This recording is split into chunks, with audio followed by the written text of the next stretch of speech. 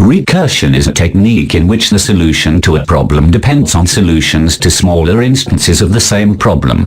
Today I will show you how to write a recursive function in Python, more specifically, the factorial function. In mathematics, the factorial of an integer n is the product of all positive integers less than or equal to n. For example, the factorial of 5 is 5 times 4 times 3 times 2 times 1. The factorial function can be defined as a recurrence relation, given by n times n minus 1 factorial. Recurrence relations have base cases. A base case is a value of the function that we know from the start. In the case of the factorial function, the base case is given by factorial of 1. Since we clearly know that factorial of 1 is 1, there is no need to perform any sort of operation to know that fact. Identifying the base case is the first and most important step on writing a recursive program. The base case is important because such cases where the program ends the recursion, returning a result.